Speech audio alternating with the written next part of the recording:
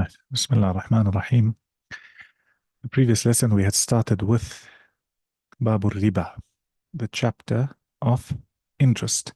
And I gave you an overview of everything, and I hope that overview explains it. But a quick recap with regards to riba, as I said, is it comes, or the asl comes from obviously Allah telling you that وَأَحَلَّ اللَّهُ الْبَيْعَ وَحَرَّمَ الرِّبَى. Allah has made business, buying and selling, permissible, and He's made a riba, interest, impermissible, haram.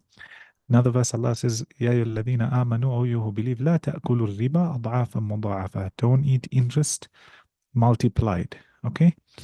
So both forms of interest are haram, and I explained to you there's riba al-fadl and riba al-nasi'ah. One of them is where you're taking more for your loan, etc., or when you're exchanging. And the other is when, or there's certain items that need to be given hand to hand. So there's that delay. And we said that we divided them into two main categories. We said that you've got that which is gold and silver, okay? And you've got that which is your food stuff, okay? You've got your dates. This mentioned the hadith dates, barley, wheat, and salt. Now, to go deeper, okay, deeper built onto this mas'ala, the ulama looked at the reason. Why did the Messenger sallallahu alaihi wasallam mention gold and silver? And why did he mention dates, barley, wheat, and salt? So they have different opinions as to why. What's called the illah, the reason. Okay, and you'll find that as you go through masail in fiqh, what tends to happen is, I'll just draw this on the side. What tends to happen when you go through masail in fiqh, the rules of Islam or the principles of Islam are fixed. Why? We take them from the Quran and the Sunnah. So these are like pillars. They don't move. Okay?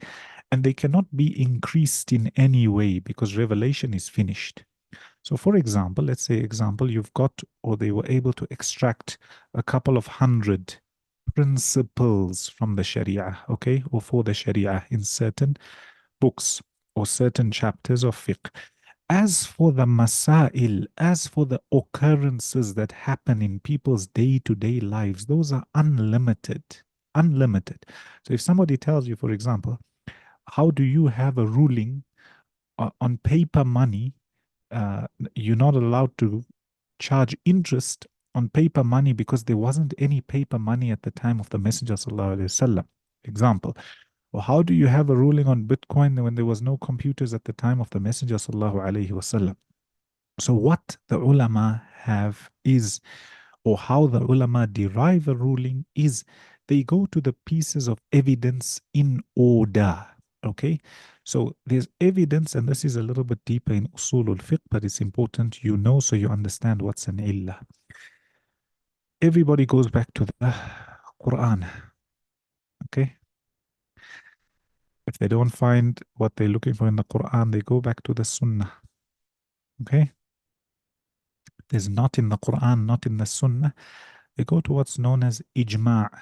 Ijma' is the consensus of the scholars. So, for example, when we took the hadith in Bulugh al-Maram, where the Messenger ﷺ, in the hadith of Abu Umama, where the first part of it is correct, that water does not change its state or cannot be made najis. Then the second part of the hadith is weak, where it says that unless it's changed by najasa falling into it and it changes its taste, smell, or color.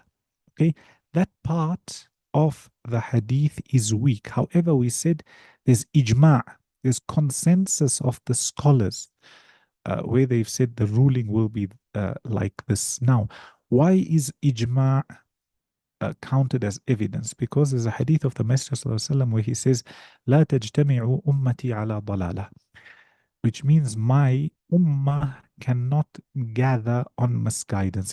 It's not possible for everybody in the ummah to agree on misguidance.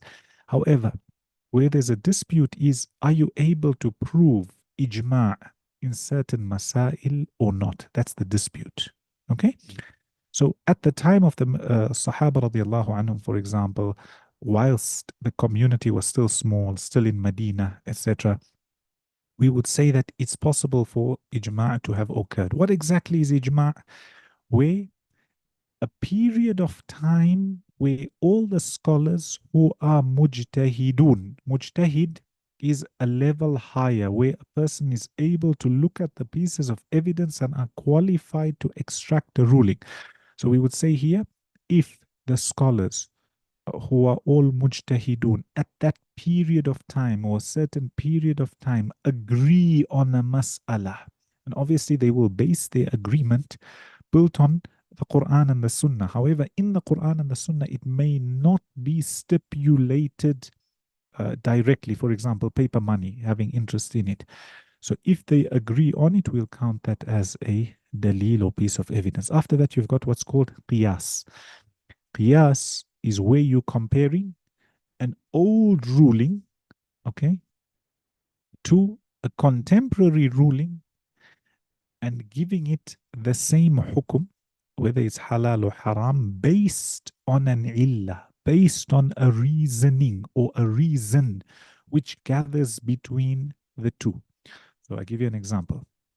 If you look at those who say cigarettes are haram, they'll tell you that it wasn't cigarettes at the time of the Messenger sallallahu alaihi wasallam, or for example, drugs. There wasn't drugs at the time of the Messenger sallallahu alaihi wasallam. However, what we will say is khamr, alcohol is haram. Okay, it's prohibited. Why is it prohibited? They start looking at the reasoning. It's prohibited. One of the reasons is because yukhammirul aql. It covers a person's intellect. It makes them unable to differentiate between right and wrong. So this is a ruling which we had at the beginning of Islam. Okay, so when drugs came about, for example, they will tell you that this is the original ruling. This is the contemporary ruling or contemporary mas'ala we're looking at. And while deriving a ruling, we found it closest to be like alcohol, which makes a person unable to differentiate between right and wrong, etc., as one of the reasons. So they'll say, we will use that ruling with qiyas and say it's haram. It's not allowed or impermissible.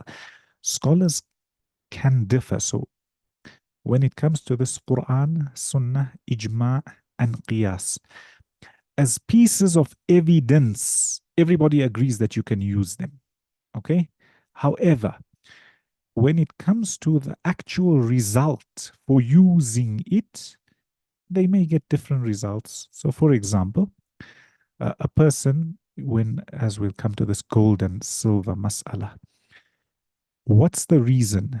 What's the reason for gold and silver being mentioned? Some say it's because it's weighed. You weigh gold and silver. So, for example, in our terms today, grams and kgs, they say weight. Others say it's because you can weigh it and it, in fact, no, drop that. First one is weight. The second one we can say is what they call thamaniya.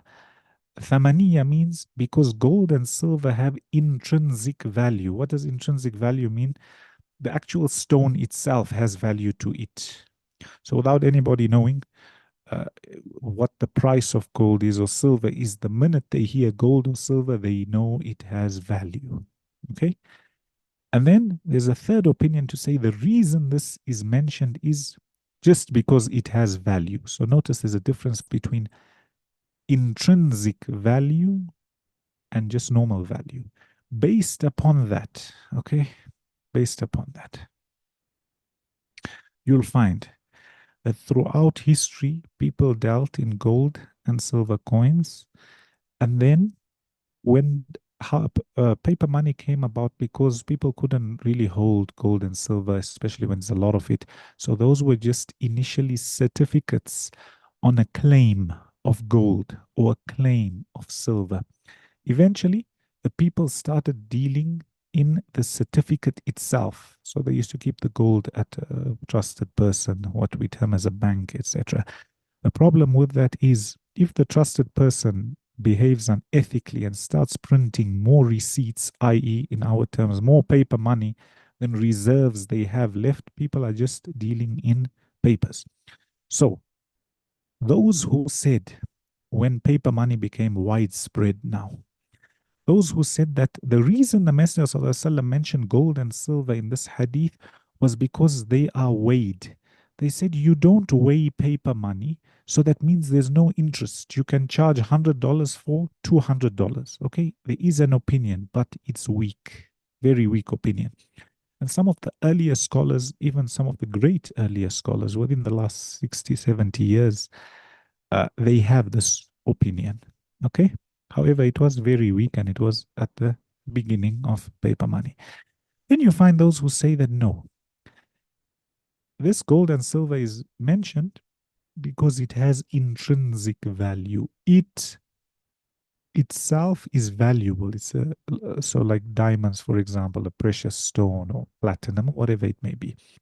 So some of them said anything that has intrinsic value and is used to transact, we'll say there's a riba, which means you're not allowed to charge extra and the hand-to-hand mas'ala applies. Uh, uh, they said it will only apply where there's intrinsic value. The problem with that opinion is paper money doesn't have intrinsic value. It's a piece of paper. It's a piece of paper that we've given it trust. The third opinion is what they call mutlaq al-thamaniya, which means anything that has value or the people have given it, anything that the people have given it value and use as a medium of exchange and is similar to gold and silver will take the ruling of gold and silver when it comes to interest, etc. So that means under this opinion, paper money would fall under it. Why? People transact in it, even though it's papers. Even though it's papers, they've got trust in it, and for that they'll tell you you're not allowed to charge, give somebody a loan of 100 and take back 110. What's this? This is the reasoning. This is looking at the illah. Now, why can people use here? Initially, I told you qiyas is one of the piece of evidence because people used qiyas here also, but they said no, it's weight. And somebody else said no, intrinsic value. Somebody else said no, just anything that's been given value by the people. And this, inshallah, is the correct opinion, and it's the opinion practiced upon now in 99.9% of the Muslims, if not all. In fact, even those who charge interest, they still believe it to be interest. Okay. And based on that, you would say, for example, those who are in cryptocurrency, whether it's legal and those who believe it's halal, will tell you the same applies because it's a medium of exchange. And even though it's just digits in a computer system and we've given it value, you cannot swap or you cannot loan one Bitcoin to get back 1.5 Bitcoins, for example. Okay, so there's also interest involved here. So that's the reason. Then when they come to the dates, the barley, the wheat, and the salt, again, similar difference of opinion. Why did the Messenger sallallahu alaihi wasallam mention these four? Some say that it's only limited to these four and nothing else. So, for example, when it comes to rice, they'll tell you there's no interest involved. You can charge 1 kg for 2 kgs. However, ajwa, you cannot charge 1 kg of ajwa dates or swap 1 kg of ajwa dates for 2 kgs. Others will tell you the reason here is because it's weighed. Okay. And now, in Islamic time, or sorry, because it's measured, not weighed. In Islamic history, or at the very beginning, people used to use weight for things like gold and silver. And they used to use what's called kail. Kail is a form of measuring. So if you've heard of one sa', for example, or one mud, a mud is when you're making dua like this, how much grain you can pick up in your hand like this. That's one mud, okay? And four of these make up one sa'. Sa' is a unit of measure, right? So you'll find this a lot when, even if you read through the hadith, etc., you'll find the Messenger ﷺ could uh, كان يتوضأ بالمد. He could make wudu with one mud. So if you had to measure water in your hands like this, which is roughly equivalent to uh, a glass of water, he could make wudu with that one or two. And when it came to his ghusl, his bath, in our terms, the shower, he would use a sa'. Sa', obviously, the scholars differ as to how much it is, but it's roughly about a liter and a bit.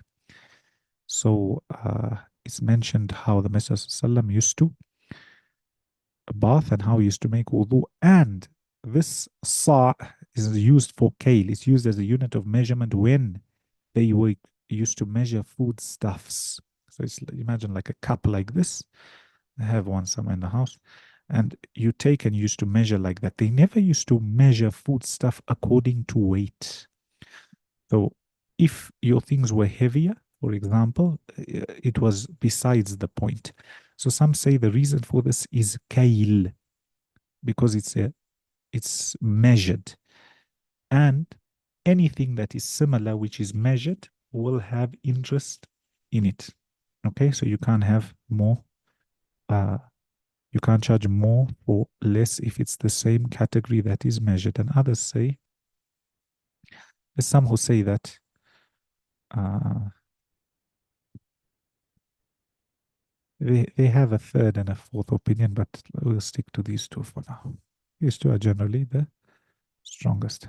Now, because a lot of this doesn't apply in our times, some contemporary scholars have tried to add in rice and others. But inshallah, if someone sticks to these four, okay, and we'll say, some say because it was a food stuff or a staple food, and they didn't want people exploiting others when it came to staple food. So they'll say, for example, maize which is ground or grinded. They'll say food stuff and that which is similar, so people don't exploit. So generally, you have these three opinions. I think a lot of us don't even pay attention to this because it no longer applies. You no longer take a loan from somebody in salt or in dates, or you're no longer swapping like this because the times have changed how people live. Okay, so based on that reasoning, some people will tell you rice, for example, is weighed, so it doesn't enter into here, etc. Now, there's one mas'ala. I only explain this because there's a mas'ala I want to touch on. When it comes to an apple, for example, how were apples calculated at the time, or oranges or similar? They would tell you that they were counted. So you had one apple, two apples, 10 apples. So here they'll tell you you're allowed to exchange one apple for two apples, for example. Why? Because it didn't fall under this. Also, uh, when it comes to a car, okay, the majority opinion is you can exchange one car for two cars. You can sell one car for two cars. Some say no. There's a minority opinion. There's interest in a car. It must be similar. So if you're dealing in cars only, it must be one for one.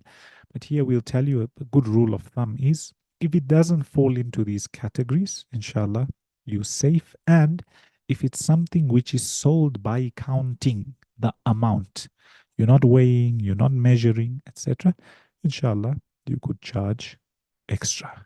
Okay. And then they start giving you more and more examples of what's permissible, what can you sell, what you can't sell when you're selling the powdered crop, meaning the crushed crop for it whole, etc. So inshallah we'll touch on that next week. And after that they've got Babu Salam. And quickly to tell you what's Babu Salam. After Islam told you that you're not allowed to have interest, you're not allowed to deal in interest, they gave you uh, a ruling, or Allah and His Messenger ﷺ made it easy for the people who want to deal on terms. Terms meaning you need time to pay. So let's say somebody doesn't or is unable to give a good loan, where you give him 100 today and you take it after 1 month, 100. And you're not dealing in money, you're dealing in money for a product. It's not a loan. So this is money, for example, and you dealing or you want a product. So the concept of salam is, if you're going to buy something that's readily available, okay, you're going to pay a bit of a higher premium. However, sometimes the manufacturer or the farmer, etc., they need money for their raw materials or their machinery, etc. So the idea of this is, you want to get a better price as the buyer, so you give them some money in advance or earlier, and you agree with them, for example, somewhere in the future, 2 months, 3 months later, you will get this product. And how you benefit is you getting it at a cheaper price, and how they benefit is they are getting they're getting cash up front, they're getting money up front, which they can use in order to prepare their fields or buy their fertilizer, whatever it may be. So that's after riba. They mention salam because they start telling you rulings which are permissible and the ways to, or the alternatives to riba and dealing on terms. So that's with regards to that. If you got any questions, just hold them, because I'm quickly going to go through the hadith in Bulughul Maram.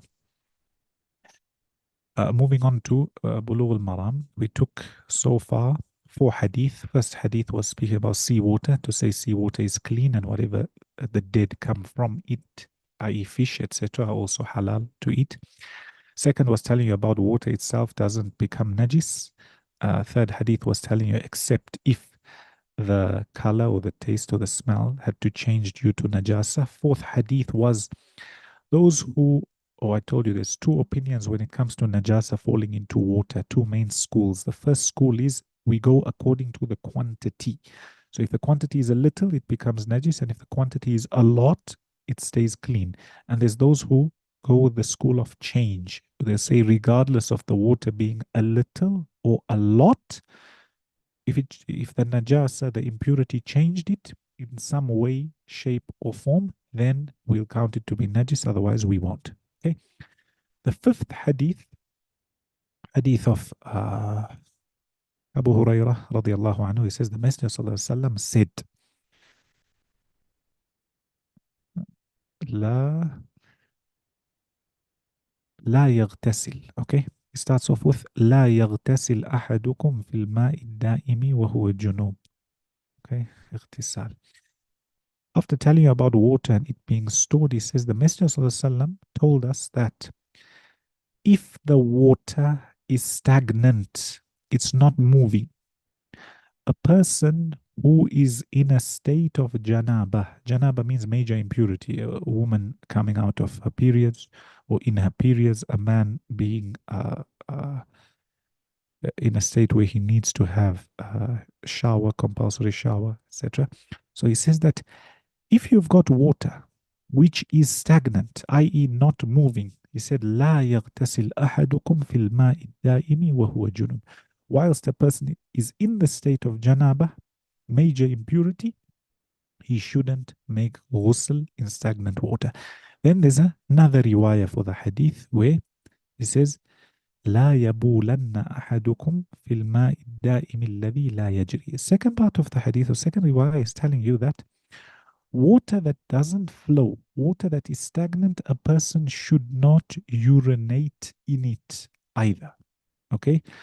So it says a person shouldn't urinate in water which is stagnant. لا يبولن أحدكم في الماء الدائم الذي لا يجري ثم يغتسل فيه. Then he goes to make ghusl in that water. Okay? So if you look at the first hadith is telling you, don't immerse yourself if you are in a state of janaba, to take your bath or to take your shower in stagnant water. So you can imagine in our terms, they have an ice bath.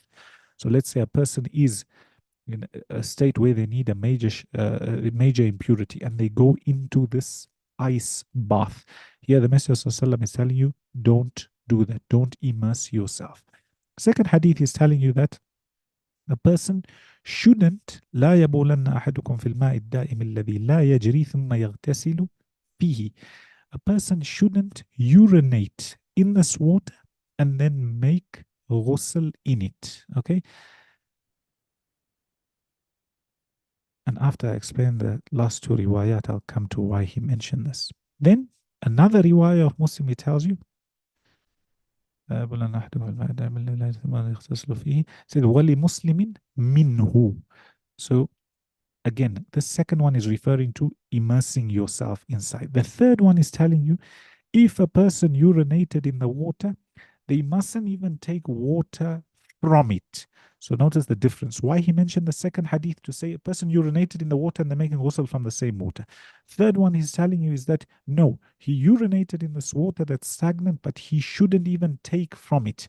And then he says, وَلِأَبِي دَاوُدْ وَلَا يَغْتَسِلُ فِيهِ مِنَ الْجَنَابَةِ. He says a fourth riwayah is he shouldn't do both of them, even if it's separate. So what he's trying to tell you is that number one, don't make ghusl in water if you're in a state of major impurity. Number two, don't urinate in the water and then immerse yourself to make ghusl in it. Number three, don't urinate in the water and don't even take water from this water a person urinated in to make ghusl. And number four, he's telling you, even if you're doing them separately, if the water is stagnant, neither should you be urinating in it, nor should you be showering in it or bathing in it. Now, a few masail from these four hadith or four riwayat.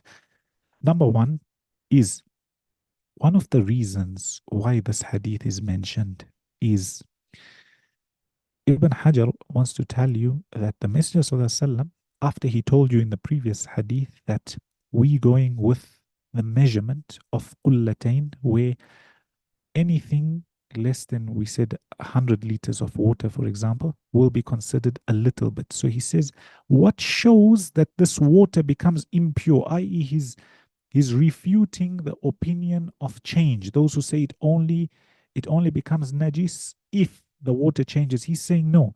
The Messenger ﷺ is telling you that you should not shower in water if you are in a state of major impurity and the water doesn't move, i.e. he's trying to tell you that if you had to do that, the water will become najis. Or if you had to urinate in this water that is stagnant, it will become najis. And because it's najis, he told you, number three, not to even take water from it in order to cleanse yourself. And he would have only told you that because the water itself becomes najis. So that's the reason why he's mentioning it.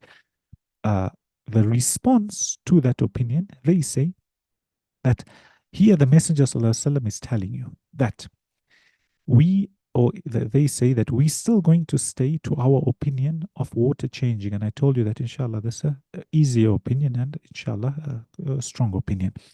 They're saying we're going to stick to our default that if the water is a little bit and it had to change, either its scent, meaning its smell or taste or color, we'll say it became najis. But if it didn't, we'll say that it still remains clean. If the person had to shower in it, here we'll say the Messenger ﷺ is telling him not to do it, i.e. it becomes a sin. However, the water still remains, okay? And if the water is a lot, but not so much. So a lot could mean, let's say you got a small paddle pool. You know, some people have or like a jacuzzi, for example, a few 200, 300 liters. Here they'll tell you that no, don't do it. But if you had to, the water will still be clean. And if the water is too much, let's say a person is in the sea, in the ocean, in a river, and the water is moving. Okay. Remember, the hadith is speaking about stagnant water. They say that stagnant water, even if it's a lot, then we'll still say it's makruh, it's disliked. So to summarize for you, the Ibn Hajar mentioned it to show that this will become najis. And the response to him was, we'll tell you that it's haram if it's stagnant water, which is a little. The minute it's flowing and a person knows they're not going to harm anybody, and if they had to, it's still disliked but not haram. So avoid doing that. And they say that even if you're not in a state of major impurity, avoid uh, showering or bathing in water that is a little and stagnant. So now you can see